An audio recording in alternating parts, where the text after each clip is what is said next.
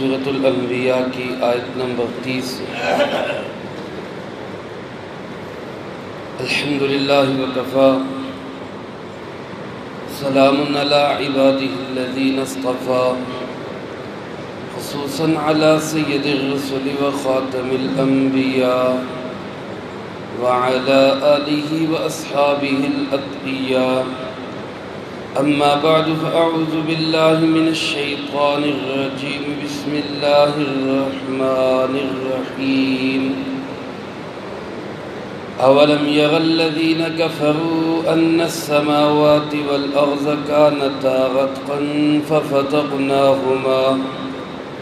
وجعلنا من الماء كل شيء حي افلا يؤمنون وجعلنا في الأرض رواسي أن تميد بهم وجعلنا فيها فجاجا سبلا لعلهم يهتدون وجعلنا السماء سقفا محفوظا وهم عن آياتها معرضون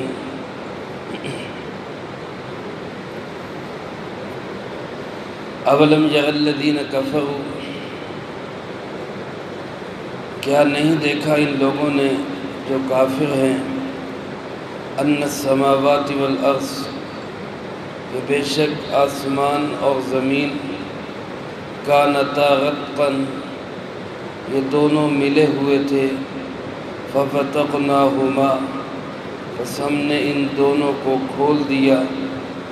وجعلنا من الماء كل شيء حي اور ہم نے بنایا پانی سے ہی ہر چیز کی حیات کو افلا یؤمنون کیا یہ لوگ ایمان نہیں لاتے وجعلنا فی الارض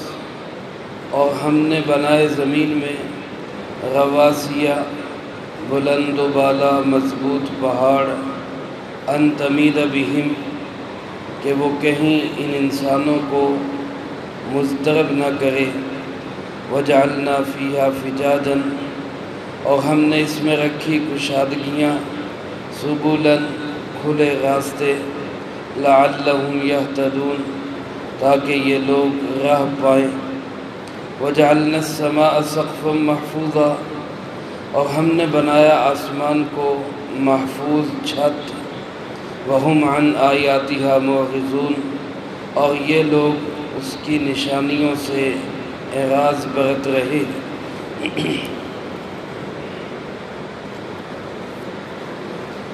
ان آیات مبارکہ میں اللہ رب العزت نے اپنی قدرت کے شاہکار اور دلائل آسمان و زمین میں پھیلے ہوئے بے شمار نشانات قدرت ان کی طرف انسان کی توجہ دلائی ہے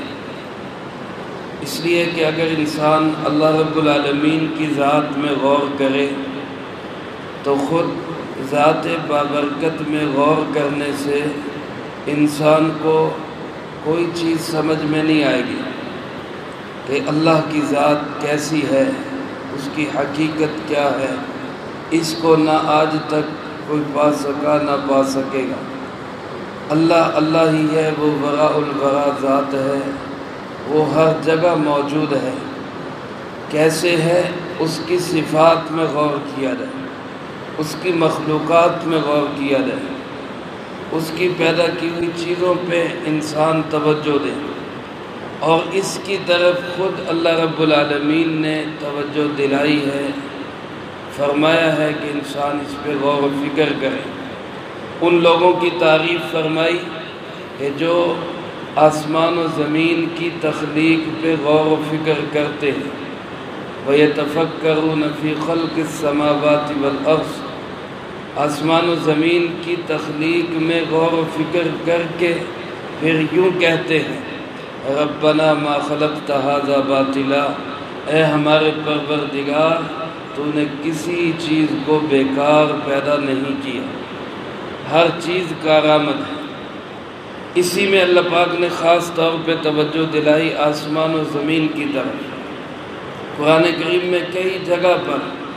اللہ پاک نے آسمانوں کی تخلیق کی طرف توجہ دلائی فرمایا افلا ينظرون الى الابل كيف خلقت والى السماء كيف رفعت، یہ لوگ آسمانوں کی طرف نہیں دیکھتے، ہم نے کیسے ان کو بلند کیا۔ کسی جگہ فرمایا آسمان کی طرف نگاہ دوڑاؤ اور بار بار دوڑاؤ، پھر دوڑاؤ، پھر دیکھو آسمانوں کو اللہ نے کیسے بلند و بالا بنا، اس میں کہیں کوئی نقص، کوئی کمی،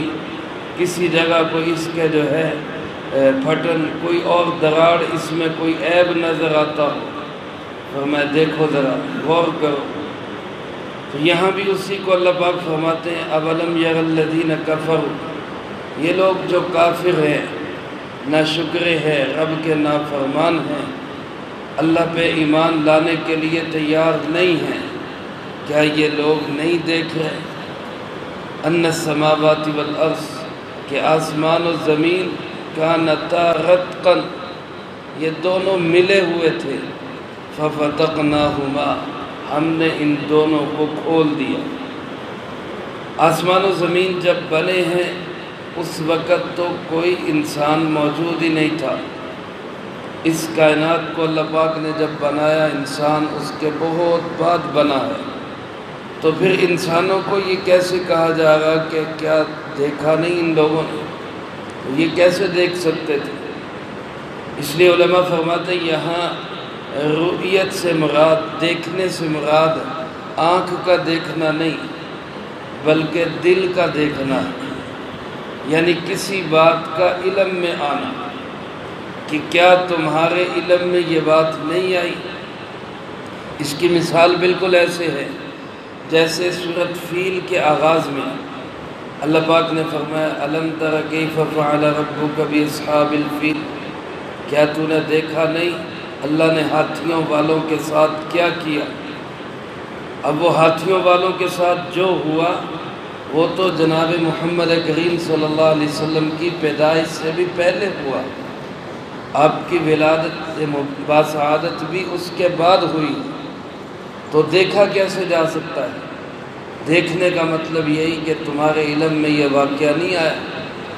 کیا تمہارے معلومات میں یہ چیز نہیں گزری؟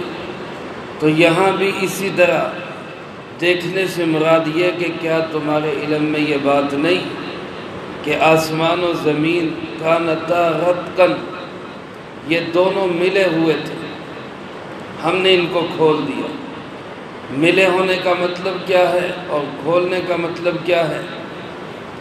اس کی ایک تفسیر جو مشہور اور معروف ہے وہ یہ ہے کہ آسمان و زمین ملے ہونے کا مطلب یہ کہ آسمان سے بارش کا کوئی قطرہ نہیں برستا تھا اور زمین سے غلے کا ایک دانہ بھی نہیں اگتا تھا، یہ ان کا رتق تھا، یہ بند تھے دونوں، آسمان پانی برسانے سے، زمین غلہ اگانے سے، بند تھے دونوں۔ اللہ فرماتے ہم نے ان کو کھول دیا، آسمان سے بارش برسنی شروع ہو گئی، زمین سے غلے اگنے شروع ہو گئے۔ حضرت عبداللہ ابن عمر رضی اللہ تعالیٰ عنہ، جو حضرت عمر رضی اللہ تعالیٰ عنہ کے بیٹے ہیں اور اللہ پاک نے بہت بڑا علم ان کو عطا فرمایا تھا، ان کے پاس ایک شخص آئے اور ان سے سوال کیا کہ رتق اور فتق کا کیا مطلب ہے کہ آسمان و زمین بند تھے اور ہم نے ان کو کھول دیا، اس رتق اور فتق سے کیا مراد ہے؟ تو عبداللہ ابن عمر رضی اللہ تعالیٰ عنہ نے فرمایا بھائی ایسا کرو کہ عبداللہ ابن عباس رضی اللہ تعالیٰ عنہ کے پاس چلے جائیں۔ سیدنا عبداللہ ابن عباس رضی اللہ تعالیٰ عنہ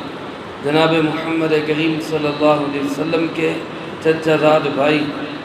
اور عمر میں حضرت عبداللہ ابن عمر رضی اللہ تعالیٰ عنہ سے بھی چھوٹے تھے، 12-13 سال کے تھے جب جناب نبی پاک صلی اللہ علیہ وسلم کا وصال ہوا۔ تو ایک چھوٹی سی عمر میں اللہ کے محبوب صلی اللہ علیہ وسلم سے بہت کچھ سیکھا، پھر دعائیں لی، آپ کی خدمت کی، آپ نے دعائیں دی، اور خاص طور پہ آپ نے یہ دعا دی اللہم علمہ الکتاب، اے اللہ اس کو قرآن کا علم نصیب فرما۔ چنانچہ صحابہ میں سب سے بڑے مفسر سمجھے جاتے ہیں، رئیس المفسرین، قرآن کی تفسیر کو جاننے والوں کے سردار تھے، تو قرآن پاک کی تفسیر بہت بیان کرتے تھے۔ عبداللہ ابن عمر رضی اللہ تعالیٰ عنہ نے فرمایا بھائی ان کے پاس جاؤ اور ان سے سوال کرو، اور پھر جو جواب وہ دے وہ مجھے بھی بتانا، مجھے بھی بتانا کہ انہوں نے کیا جواب دیا۔ چنانچہ وہ شخص حضرت عبداللہ ابن عباس رضی اللہ تعالیٰ عنہ کے پاس آیا اور ان سے یہی سوال کیا، تو حضرت عبداللہ ابن عباس رضی اللہ تعالیٰ عنہ نے یہی جواب دیا کہ اللہ پاک نے جب آسمان و زمین کو بنایا تھا تو ایک طویل عرصے تک بارشوں کا کوئی سسٹم نہیں تھا، زمین سے غلہ اگنے کا کوئی سسٹم نہیں تھا، پھر اللہ پاک نے آسمان سے بارشیں برسانی شروع کی اور زمین سے غلہ اگانا شروع کیا۔ اسی کو اللہ پاک نے فرمایا ملے ہوئے تھے ہم نے کھول دی، ملے ہونے کا مطلب کہ بند تھے ہم نے ان کو کھول دی۔ اور ایک دوسری تفسیر اس کی بعض حضرات نے یوں فرمائی ہے کہ آسمان و زمین ایک مادے کی شکل میں دونوں آپس میں خلط ملط تھے، دونوں میں کوئی فاصلہ نہیں تھا، ایک مادہ تھا اور ایسے آپس میں ملا ہوا تھا، تو ہم نے ان کو کھول کر یعنی ان کے درمیان فاصلہ کر دیا، ان کو الگ الگ بناوٹ کی شکل میں بنا دیا، جیسے ایک خام مٹیریل کوئی چیز اکٹھی پڑی ہو، اس سے کوئی انسان محنت کر کے ایک چیز الگ کر دے، دوسری چیز الگ کر دے۔ اللہ پاک نے اس ایک مادے سے آسمان کو الگ بنا دیا، زمین کو الگ بنا دیا۔ ایک تفسیر یہ بھی بعض حضرات نے فرمائی۔ تو بہرحال آسمان و زمین کو بنانے والا اور اس کے سارے نظام کو چلانے والا وہ صرف اور صرف کون ہے؟ اللہ۔ ہمیں اس بات پہ غور کرو، کوئی اور ہے اللہ کے ساتھ؟ کسی اور نے اللہ کی مدد کی ہو؟ کوئی اللہ پاک نے کسی کو لگایا ہو کہ بھئی آؤ مل کے بنائیں؟ ایسی کوئی بات نہیں۔ آسمان و زمین کا سارا نظام ایک اللہ کے امر کن سے بنا، اور فرمایا وجعلنا من الماء کل شیء حی، ہم نے ہر چیز کی حیات کا تعلق پانی کے ساتھ ہی جوڑا۔ وجعلنا من الماء، ہم نے پانی سے ہی بنایا ہے، کل شیء حی، ہر چیز کی حیات کو۔ ایک مطلب اس میں بھی یہی ہے کہ کائنات میں کوئی بھی چیز ہے، جاندار جتنے بھی ہیں، انسان سے لے کر ایک معمولی سے مچھر تک، اور نباتات پودوں سے لے کر بڑے سے بڑے کسی بھی جانور تک، ہر چیز کی زندگی پانی کے ساتھ چل رہی ہے۔ ہر ایک کو پانی کی ضرورت ہے، اور پانی کے بغیر کوئی بھی انسان جو ہے، وہ انسان ہو، جاندار ہو، جانور ہو، چرند پرند ہو، وہ پانی کے بغیر اس کی حیات نہیں۔ پانی اس کی زندگی کا ایک بڑا سبب ہے۔ اس لیے رسول اللہ صلی اللہ علیہ وسلم نے پانی کی حفاظت کی خاص طور پہ آپ نے تعلیمات ارشاد فرمائی۔ آپ نے وضو کرنے والوں کو فرمایا کہ وضو کے درمیان اسراف نہ کرو، مفہوم عرض کر رہا ہوں، وضو کرتے ہوئے اسراف نہ کرو، یعنی پانی بہت زیادہ نہ بہاؤ، حتیٰ کہ فرمایا نہر پہ بیٹھ کے بھی وضو کر رہے ہو تب بھی معمولی مقدار پانی سے وضو کرو، یعنی ایسی جگہ پہ موجود ہو جہاں کھلا پانی ہے اور تم سمجھتے ہو کہ یہاں پانی جتنا بھی استعمال کر لے کمی نہیں ہوگی، پھر بھی فرمایا وہاں پانی ضرورت سے زیادہ خرچ نہیں کرنا چاہیے، اسراف نہ کرو۔ تو ہر چیز کی حیات کا تعلق اللہ رب العالمین نے پانی کے ساتھ جوڑا۔ اور بعض حضرات فرماتے ہیں کہ اس کا ایک مطلب یہ بھی ہے کہ ہر چیز کی حیات کا بنیادی عنصر وہ خون ہے، خون کے بغیر کوئی چیز جو ہے وہ جاندار نہیں ہے، اس کے اندر خون ہے۔ اب خون جو ہے یہ کیا ہے؟ تو یہ آج کی جدید تحقیق بھی بتلاتی کہ خون میں 80% حصہ وہ پانی کا ہی ہے، باقی 20% دوسری چیزیں، 80% پانی ہے۔ تو گویا اس خون کے ساتھ جو اللہ نے انسانی حیات کا تعلق جوڑا ہے یہ بھی ایک پانی ہی ہے۔ اور بعض حضرات نے اس کو یوں بھی فرمایا کہ ہر جاندار کی پیدائش وہ اللہ پاک نے پانی کے ذریعے کی ہے، انسان کی پیدائش بھی اور جتنی بھی مخلوقات ہیں ان سب کی پیدائش جو ہے وہ پانی کے ذریعے سے ہوتی ہے۔ اسی کو فرمایا کہ ہم نے ہر چیز کی حیات کا تعلق وہ پانی کے ساتھ جوڑا۔ اللہ پاک فرماتے ہیں فلا یؤمنون، کیا یہ لوگ اس پہ یقین نہیں کر رہے؟ ایک پانی جیسی نعمت اللہ کی کتنی بڑی نعمت ہے، جس کی جتنی ضرورت تھی اس کو اللہ پاک نے اتنا ہی عام کر کے پھیلا دی۔ پھر فرمایا اس پہ غور کرو، وَجَعَلْنَا فِي الْأَرْضِ رَوَاسِيَ، ہم نے زمین کے اندر بہت بڑے بڑے پہاڑ رکھ دیے۔ رواسی راسیہ کی جمع ہے جس کا مطلب ہے مضبوط، بلند و بالا اور اونچے اونچے پہاڑ، ان کو راسیہ کہا جاتا ہے۔ کیسے بہترین نظام ہے ایک پہاڑوں کا۔ اور اللہ پاک فرماتے ان تمید بہم، اگر یہ پہاڑ نہ ہوتے تو انسانوں کی زندگی مضطرب ہوتی، انسان کی زندگی ڈاماڈول ہوتی۔ ایک مطلب اس کے بھی دو مطلب علماء نے لکھے، ایک یہ کہ جیسے کشتی جو ہے یا کوئی بحری جہاز پانی پہ وہ ڈاماڈول ہوتا ہے، اس کو بیلنس کرنے کے لیے اس میں کچھ وزن رکھنا پڑتا ہے۔ کشتی والے جو کشتی میں چلاتے ہیں دریاؤں میں، تو اس میں انہوں نے کوئی بھاری پتھر رکھا ہوتا ہے تاکہ یہ اس کا بیلنس رہے، یہ زیادہ اس میں حرکت نہ کرے۔ اسی طرح بحری جہازوں کے اندر یہ سسٹم اور نظام ہوتا ہے بیلنس رکھنے کے لیے۔ اللہ پاک نے بھی جب زمین کو پانی پر بچھایا اور اس کو اللہ پاک نے اس فضا کے اندر پیدا کیا، تو اس کی اس مضطربانہ حرکت کو بیلنس کرنے کے لیے، کنٹرول کرنے کے لیے اس میں اللہ پاک نے گویا پہاڑ رکھ دیے تاکہ یہ زیادہ ڈاماڈول نہ ہو۔ دوسری جگہ انہی پہاڑوں کو اللہ پاک نے فرمایا یہ کیل ہے، والجبال اوتادا، یہ گویا اللہ نے کیل ٹھوک دیے تاکہ یہ زمین جو ہے وہ زیادہ مضطرب نہ ہو، پر ایسے اس کی حرکت نہ ہو جیسے ایک بہت زیادہ کوئی وائبریشن ہوتی، وہ چیز نہ ہو اس میں۔ اللہ پاک نے اس کو کنٹرول کے اندر رکھا۔ اور ایک مطلب حضرت شاہ ولی اللہ رحمۃ اللہ علیہ نے اس کا یہ لکھا ہے کہ پہاڑوں میں اللہ پاک نے ذخائر اتنے رکھ دیے، معدنیات اتنی رکھ دی، پہاڑوں کے اندر اللہ پاک نے انسانی ضرورت کی بہت ساری چیزیں رکھ دی۔ اگر یہ پہاڑ نہ ہوتے تو انسان کی ضرورت کی وہ چیزیں نہ ملتی اور اس کی زندگی مضطرب ہو جاتی، پریشان ہو جاتی۔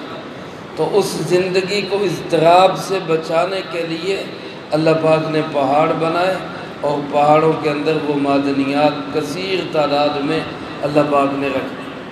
اللہ پاک فرماتے ہیں پھر ان پہاڑوں کے اندر وَجَعَلْنَا فِيهَا فِجَاجًا سُبُلًا، ہم نے کشادگیاں رکھی اور راستے بنائے۔ کتنا لمبا چوڑا سلسلہ ہے، کوئی ہمالیہ کا، کہاں کھٹمنڈو سے شروع ہوتا ہے ایران تک آتا ہے، سینکڑوں ہزاروں میل کا سلسلہ، اور اس میں اللہ پاک نے درمیان میں راستے بنائے۔ اور بلند ترین چوٹی ماؤنٹ ایورسٹ جو سب سے اونچی چوٹی، وہاں تک بھی لوگ پہنچ رہے ہیں۔ یہ راستے اس میں بنانے والا کون ہے؟ وہ اللہ رب العالمین۔ اگر یہ راستے نہ ہوتے تو ایک ملک سے دوسرے ملک، ایک شہر سے دوسرے شہر انسانوں کے رابطے ہی منقطع ہو رہے۔ اللہ فرماتے ہم نے یہ راستے رکھے، کشادگیاں رکھی، لعلہم یہتدون، تاکہ یہ لوگ راہ پا سکیں۔ راہ پا سکنے کا ایک مطلب ایک جگہ سے دوسری جگہ جا سکیں، اور راہ پا سکنے کا دوسرا مطلب